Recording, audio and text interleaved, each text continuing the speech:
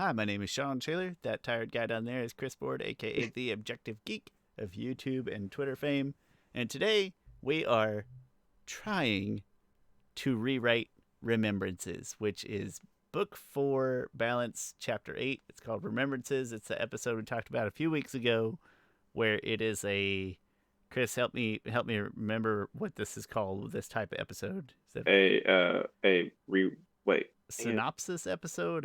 What is it? Recap. Recap episode. Thank you. And in this case, a very important money saver and a stellar decision made by our favorite creators. But that being said, it is not a popular episode, and we have tasked ourselves with rewriting it. And when I say we and ourselves, I mostly mean Chris has a really good idea, and I'm going to sit here and listen. Chris, you want to tee it up for us? Yeah. First of all, I feel like I should apologize to Caitlin because I told her that we are going to have this Oh, poor episode Caitlin's been last waiting for week. weeks. Yeah, Yeah. but it's okay. Sorry. So no, we are. Anyway. It's not okay. We are sorry, but here it is. Chris, I didn't even say, Second of before we all, start, I didn't even say last week. I hope by this time that KU has won the national championship. hmm, There's not, I don't know what the chances are that happened, but I hope by this time it happened. I didn't say that last time, but go KU. All right, I'm done. so I always go against KU That's fair. just because I'm a person who goes against the grain. But for some reason, I don't find myself rooting against them strongly this year. I don't know. It's Maybe weird. because it is such a blue blood Final Four that there's no way to go against the grain. They're all the Hmm. Final Four contestants are the I grain. did I did want Duke to at least get to the Final Four, so that's a pretty good way for my Krzyzewski to go out. Mm-hmm. Um, and Like Duke or not, that feels like it's. I don't know if Tom Brady is the right comparison, but as far as modern basketball, that guy's the goat. He's earned it. yeah, I would hate for him to. I would have hated for him to go out to like a 15 seed. Like Yeah, nah, don't do that. he deserves better. Yeah, so it's a No, good win from this point. It'll be good. All right, yep. It's great. all blue bloods, so there's really no green to go against. If North Carolina is your underdog, that's a weird thing, quite frankly. But Wait, what's the fourth one? Villanova. Villanova, and Okay. they don't have like the wins on like stacked on wins like those other programs do, but over like all time Yeah. they're still really high up the list. And then in recent history they are frequent Final Four visitors, Yeah. national championship 4 years ago. That's the last time KU It's played them fine. in the They tournament. So They yep. should they should redo that. They should do a new update to that commercial that you see all the time with those players about like what's the best blue, right? And Yeah, you oh, have that would be a yeah, great flip on its head. I like that. And they're yeah. all blues. Yeah, it's kind of boring, honestly. But anyway, good Final Four if you like blue blood basketball. Like if you're like a classic basketball fan, you're gonna love one team and hate the other three, most likely. I'll probably end up going for North Carolina. That's Yes, fair. just because. Yeah. Underdogs, yeah. Hubert Davis is a good Uh, guy and seemingly a good coach. I can get behind that. yeah. All right. So I want to preface this by saying that I am not Brian the Mike.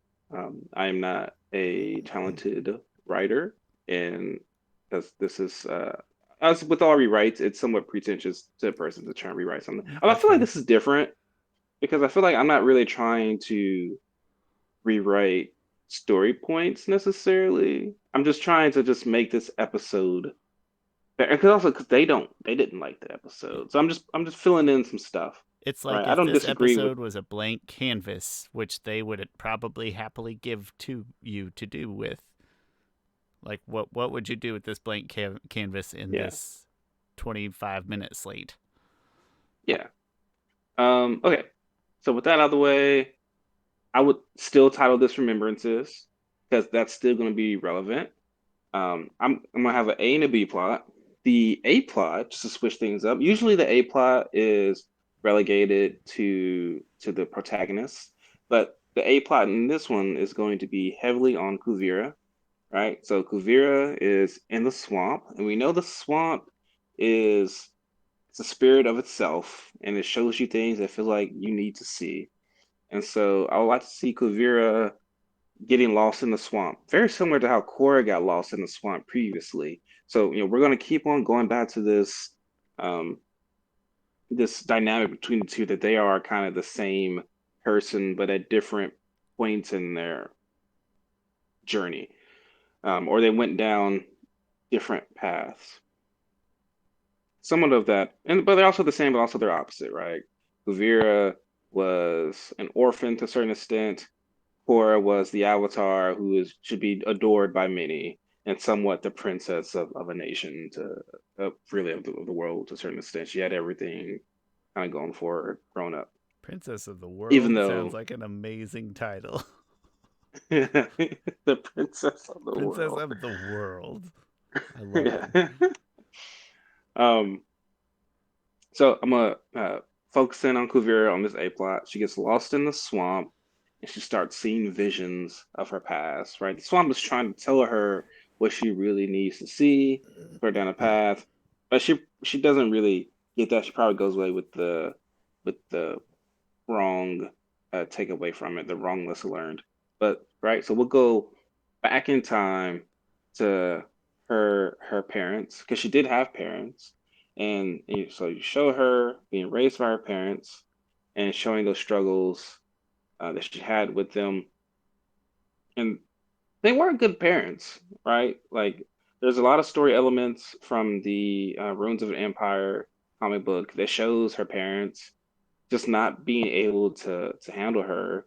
Like even at the age of like 8, like sure she was like bad. She was a bad kid, but that's not like a kid's like you should be a good enough parent to handle that. Um, so showing how that relationship was with her parents, and then showing her parents abandoning her, and kind of just um, having a chaotic life with her to begin with, right? Like they're living on the streets or whatever. They don't have a good life, and they see her as a weight dragging her down, so they just drop her off at Suyin's place. So then you show her you show her Suyin raising her at in Zaofu, kind of being like one of the family members, but also still a little bit on the outside, right? Like she wants to create her own family. Also in this, she learns from Suyin two things. She learns order, the importance of order, because Suyin is a pretty orderly person, but she also learns the the importance of growth, of not just staying with the status quo, of being able to um, be the change that you want to see, not being held and shackled by society or by expectations. And those two things are what leads her um, to really want to set out, and it's what really drives her. So you get a really good sense of her past, that really you get what informs her character. So that's somewhat what's been missing from previously. I mean, I get her motivation clearly. I get her motivation, but I feel like we can get more into that character of Kuvira. It's interesting. I mean, it'll kind of be like her version of the storm, right? Like we understood why Zuko. No, we didn't understand at that point, but we understood. So like we were told that that's why Zuko needed to go back home. Why Zuko went to capture Avatar was that it would bring him back home. There was at least hinted at. The But difference once is you, that we clearly so the story is not super parallel, but the difference is that like Kuvira goes on to be the antagonist, so it would be a very interesting like that mm, would be the part that would make this an interesting difference is you get the storm or like a Zuko alone moment, but like that person goes on to be the bad person. So that'd yeah, be yeah, a fun take on how much like redemption can you feed her or like validation can you feed her in this episode knowing she's still the big bad. yeah, definitely. Um, and then so the swamp is trying to show her that it's trying to show her. really what that support was helping her, what Su Yin was doing, what her Su Yin's husband, what her kids, how helpful they were. But then Kuvira's takeaway from that wasn't that support structure that that it was. It was really she just took away from it of I have to create my own order and things. Like only I looked out for myself. Like she would have focused more in on the negative than what the positive was. So by the end of it, we have more motivation for the character, have more insights to it, but she still took away the wrong lesson from that. And she won't really understand what that real lesson is until the end of the show that she when she faces Korra. Yeah, and learning that lesson from the swamp is kind of a nice tie-in with how the show actually ends. Um, the spirit Oh binds yeah, us yeah. just feels like a nice full Hmm. circle kind of moment of where she would finally get Yeah, that lesson from. yeah. Because Because the swamp is fighting back. Like the swamp is trying to, we see in the episode after this, the swamp is trying to fight back, and that would be kind of a good way for the swamp to do that. that's a very nice Uh, A plot that you've tied together. I can Yeah, get, I like that plot because I like to get to know more of Kuvira. And I think that was pretty necessary. especially at this stage, so at episode 8 stage would be a really intriguing Yeah. time to throw this episode at you right before she starts to throw a couple of really big bad guy hooks and Yes. haymakers Yeah. in the next. Right. Yeah, Yeah. It is. That actually is. I feel like I've seen this done before the somewhere. timing would be great. Oh, it'll be somewhat like I feel like somewhat similar to Zuko of like we were like just starting to feel for Zuko in like episode I don't know 18 of season two, maybe 19 of season two, somewhere around there. We're really Where you have actually the pretty much Katara Zuko moment. the yeah, we're like, oh, Zuko, like he's gonna come around, and then he just completely does just hurt, just breaks our heart at the Jackass end of thing, yeah. Crossroads of Destiny. Yeah, and so this will So give a chance to empathize more with Kuvira. I dig that parallel a lot. What you got in mind for the B side? So B plot, a little bit smaller, not the focus of the episode, but still remembrancy. Also, still, so I'm still going to do show this dynamic between Korra and Kuvira because I think out of all her villains, it's really interesting because none of them are like Korra, but it's always cool to have that villain that's just like the opposite side of the coin to our hero. So the B plot is going to focus on Korra, but it's also going to have Asami in there. And really, part of this is to show, build up more of their relationship, right? Um, Cora, she just got done getting whipped by Kuvira. Like, she is probably feeling lower than low. No one, again, no one trusts her and thinks that she she's capable enough to to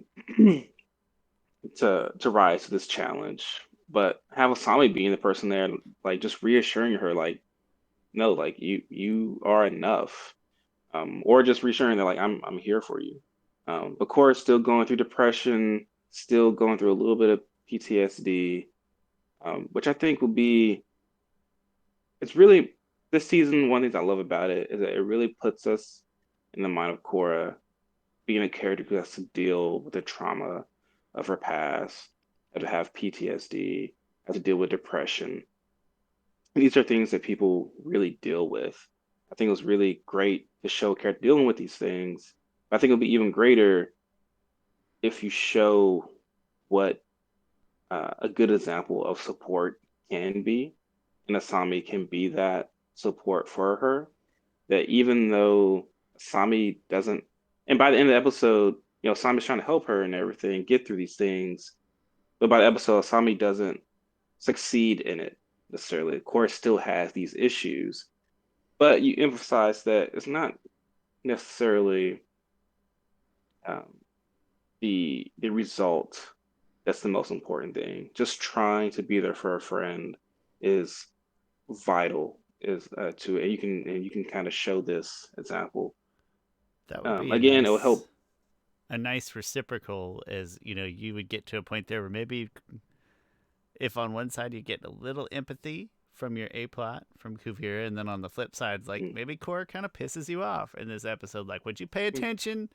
Korra, Asami's trying to help you, like very clear and obvious. That would be a fun reciprocation, or it's not the right word, I don't think, but flip flop of those two yeah, vibes. yeah. And I think so. You show the two characters, Kuvira and Korra. How do they both handle their challenges in life, right? And Kuvira's remembrances, she's pushing people away. She's not fully focused in on her support group. And Korra, by the end of the episode, she fully engages with Asami, right? And fully supports her and leans more into that. You show how these two characters who are pretty similar in like attitude and stuff, but how one is changing and one needs to go on that path. Um, so and also Kuvira, and this will tie in really well into the comic books because at a certain point in the comic books, Kuvira's like she leans back into being one of the Beifongs, being an honorary member of the family, even though she's technically in jail. And so that kind of sets that up for the future comics. But it'll just be more interesting to continue to look at how these two characters are the same but different. There was other That like sounds like it would be a there. very emotionally jarring episode that you've just put in front of me, Chris. I It score very high think I on was Chris's side and very low on Shawn's side. yeah. Sorry. How dare you make me feel Um, feelings? yeah. Let's see here. I had a couple different notes that I was somewhat sharing with Shawn earlier. Let's see. Sorry, that's friend.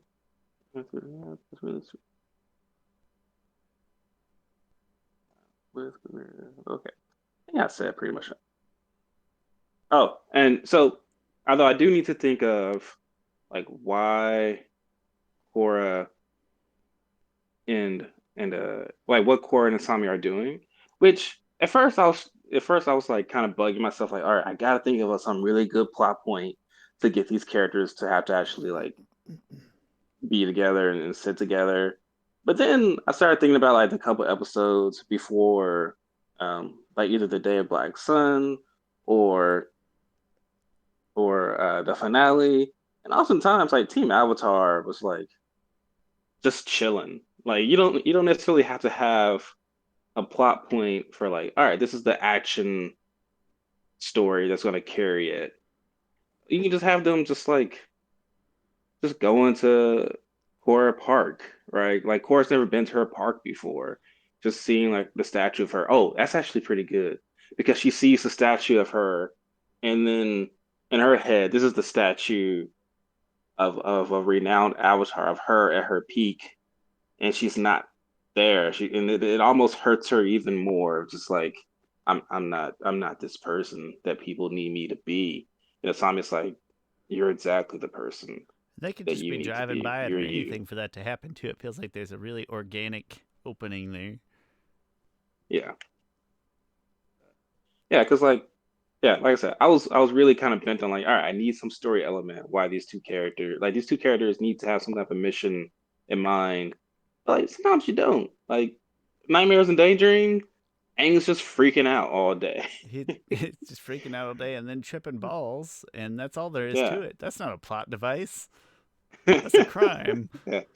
Which almost like simplicity can be a good tool because you're not weighed down by the action beats and the Don't let the mission at hand. You can motive just distract from the story that you're trying to it's tell in this yes, case. yes, The motive is that they're friends and that they are next to each other when yeah, Korra sees a statue of herself. yeah. The Oh, also, we can also go in. Like them two could also go into just like, oh yeah, I mean, I really missed you when I was gone. Sorry, I didn't write much.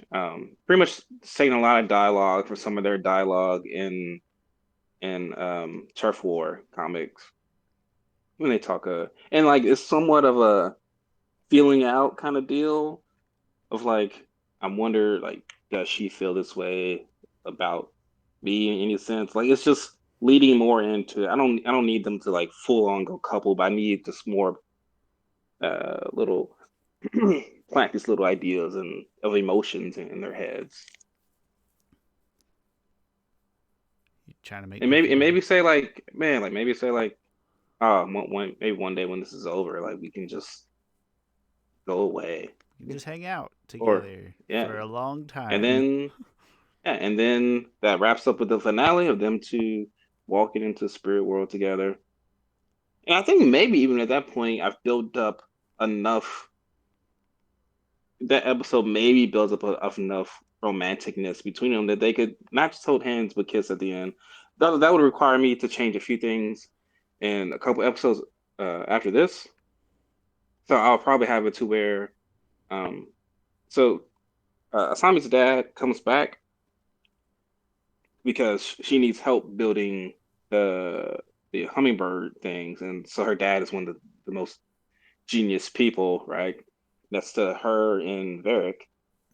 But Lynn is someone that's like, I'll break him out of jail. No, well, not sorry. I'll just get him out of jail and bring him to Asami. But I think it would have been way more stronger and impactful if Korra is like, I'm gonna get over my own feelings around her dad because I have a bad past with him. He was like Amon's third hand man, and Amon was like, I still have nightmares about Amon. I'm gonna get over that and try to help mend this relationship, work a few things, work some things out with Lynn, and so them two can reconcile their relationship. It I think sounds that would have like been so much stronger. sounds like the beginning of like a bad sitcom. Like my father-in-law tried to kill me one time. Yeah. Now we live together in a mansion. Zany Um, antics ensue. yeah, it wouldn't be also in the next episode we'll review I'll have Asami in along with that reunion with Bolin that happens, just to put her more in there. Because sometimes they kind of forget Asami, and although she's in that episode, but I just I just like having all of Team Avatar together. That was beautiful. You made me feel things that Remembrances didn't make me feel. No offense, Mike and Bryan.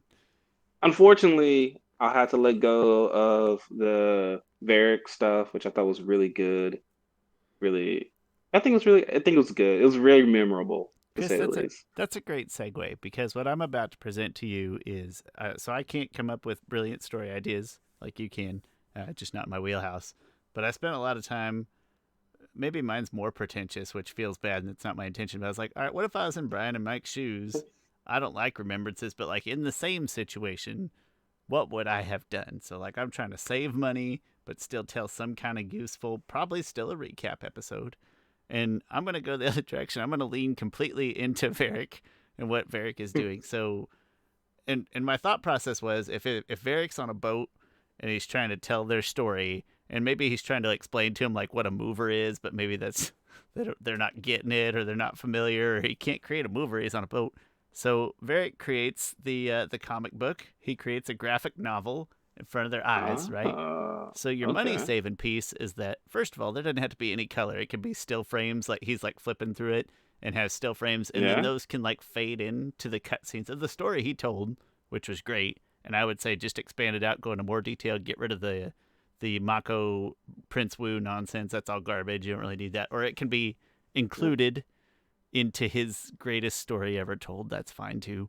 But just like 25 minutes of him giving the recap episode, but like stupidly like scribbling on scrap pieces of, I don't know, scrap pieces of paper. Or they're just like drawing on the floor of the ship, and he's like walking them through and telling them stories. And so very convinced this comic with this graphic novel, and that's how he parlays a low Yeah. cost recap episode that can still, like I said, he draws it out on there, and then it kind of fades into whatever scene he's describing of existing footage. No, that's good. And I feel like that's something that Uh, Varric would actually like do. That's how he would tell a story if he didn't have his medium ready. Okay, so then we're assuming that Verg's actually a pretty good comic artist, or at least good enough to do these things quickly. I was But I what was would? kind of thinking it would be funny if they were pretty bad but still recognizable in like Asaka, Oh, okay. like to that Ah, okay, degree. gotcha. So, but that was just my gut reaction is very Hmm. basic looking still frames that he had That's crudely drawn. interesting because the world Avatar has movies but doesn't have comics, Yeah, which this I guess feels that actually makes backward. sense. I feel like movies. The first movie though came out. I want to say like Oh, 8 or 19, something? yeah, somewhere Maybe. around there. So maybe they did exist before because Because if you thought comics about didn't come out until probably 1930s, probably or maybe 1920. Wait, it was around during Well, not World War One. So probably in early 1930s when the first comic books came out. Superman came out in 1938. when Batman came out in 1939. you could say, So maybe that Sean, what makes you're sense. describing is just like an illustrated, just like cave paintings on a wall or whatever. But I like the idea of him like drawing it in squares because he thinks in movies, right? This is a guy that has Yeah, stories, yeah. so it feels right to say that he would draw it in frames when he's Yeah. doing his Question storytelling. though, what would he call them? Because he wouldn't call them comics. Probably not call them graphic novels. Varix, The same way he'd that he call them called Varix. No, he's already used Varix for a unit of measurement. He would call them. So if movies are uh movers, movers. then comics or illustrations would be drawers, like drawers, but everybody Drawers. would be like drawers, and he's like, no, drawers, I think that's accurate. I think that's because they'd see him write it down. They'd be like, you want us to read your drawers? or yeah. Yeah. Or pick those stories. No. I think drawers is movers, drawers. He's somewhat simplistic in his approach When everything to else is already naming. like pictures is already a thing. It's just a noun. No, I Yeah. like the possible confusion with drawers Yeah, versus yeah, yeah, jars. yeah, That yeah. that cracks me up a little bit. And then he can yell at Julie to think of a better name for jars after people do it too many times, and then she's not there because sad face. But yeah, Yeah. that would be the way that I could still get it'd still be a recap episode, which people would still have problems with. But we could, like I said, no offense to Mako and Prince Wu, but we can kind of ditch those other segments and just let him kind of tell the whole thing as he sees it. So it would be embellished and Yeah. amusing, but still present. That's really the only idea I came up with, Yeah. though. Yeah. I'd, Oh, also, I forgot to mention on my thing. So Korra and Asami would have a few flashbacks of their relationship together. So that would also save a little money. So my thing, I wasn't limited by the budget constraints, but I'll cut costs. Not no real action sequences in this. So that should cut some costs. And a few different repeats. be a few opportunities for simpler frames, simpler animation. Chris, what if in the drawers Varric somehow like predicts Korra and Asami, and then it like breaks Bolin's heart or something like that? Everybody's like, "No, that's Well, crazy." Bolin's heart wouldn't be broken. Yeah, It would that's just be true. like, He'd oh, be really that's happy for him, honestly. But he he like was. he And like predicts that, and then yeah, we well, can he definitely was when they came out together. yeah. Like he was like, "Oh my gosh, we have to double date." That was his first reaction, and Mako's reaction was Um, like, what?" Not because like he was against same sex or anything, but it was like his two ex girlfriends are dating yeah, that would be a weird scenario for the for anybody. anybody. Yes, absolutely. Yeah. But no, then you could still get some Korasami build up in there with Yeah, him very like yeah. Someone yeah, Bolin who's oblivious, be like, "Lauren Asami?" And Vega's like, you don't see the you don't chemistry? you don't see it, You don't see it? and then he's like Like, predicting like or if his like predictions were all just like a hair off and then, like and a giant robot attacked Republic City, like just like halfway there, and he had all these yeah. predictions that It's sounded funny really because stupid. Aang, the thing is, Aang did a lot. They did a lot of that with Aang in the previous show, right? Because when they're deciding on like if Aang is going to kill the Fire Lord, Aang is like, or maybe we can glue his hands together, then he can't bend. Yeah, it And would then be at the those end of half it, those he couldn't seeds of bend. truths. Like when Simpsons predicts something, it would be that level of Yeah. accuracy. Uh, see, no offense, Mike and Bryan. We know that you had to do. Mike and Bryan's turnaround time was probably, they probably Yeah, had to decide what to do in like a week. Like, okay. yeah, probably. So, no shade, but if you want some ideas, you want to plug our ideas in there, after the fact or when you re-release the Blu-ray or whatever, we're here. We're here for you. And any excuse to hear Varric tell more stories, I'm good with that. Chris, final thoughts on rewriting Remembrances? Um, I this sounds pretentious, but I really like my ideas. Like I wish they were would have happened, which I understand exactly. I'm really curious. I've What tried to were they read planning to interviews. do? You know, Yeah, like I'm really curious what they're planning to do. They've never said it before. I want to try and maybe send a message to Janet Varney if she can ask her Avatar dads what they would have done, but that won't happen until they get to Korra, hmm. probably. If anybody could pry it out of him, I feel like she could. Yeah, like hey, Janet, just ask them real quick what they were planning on doing with Remembrances. And she just feels like she'd be a hard person to say no And if to. I mean, and if you want to come on our podcast and explain it to us, that's cool too. We'll It's thank you better on. if you explain it in person. We just Yeah. we'll get it better. uh, Chris, this That's what feels that's one of my life goals is someday just have a conversation with Janet Varn. She seems cool. And also, like I tweeted out before, just be in a room with Jamie Foxx while he's telling a story about anything. Because that's he's a an great. amazing storyteller. Would happily sit there. Chris, this feels like a good time to mention that. Let me think. Today, when we record in advance, I get real bad off on my math. Anyway, in a couple weeks or in a week, if my math is bad, we've got Comic-Con, Planet Comic-Con coming up. So whenever that week comes around, whatever episode we do will probably just be like snippets and clips of our panel and our Planet Yeah. Comic-Con experience. But hey, that's coming up, so be on the lookout for that. And if you're in the area, come check us out. Yes, please. We Uh, have many gifts, many prizes, not gifts. These things are for free. You got to earn them. You got you got to know stuff. So I'm out. Yeah. Or walk through the door and be lucky. You have to know pieces of trivia that Chris gave you the answer to 2 hours ago in chat, because that's the only way I'm winning.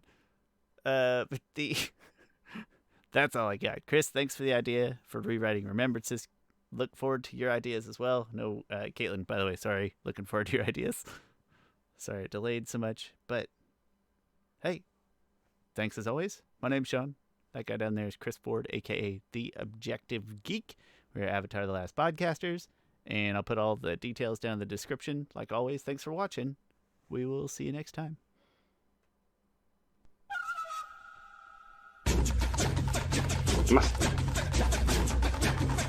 Or wait, no, No, you're not muted, man. We're live. good. Doing it live because, well, I figured that you would take this last opportunity, this last 10 seconds to. Oh, it's over. Okay, thanks, everybody.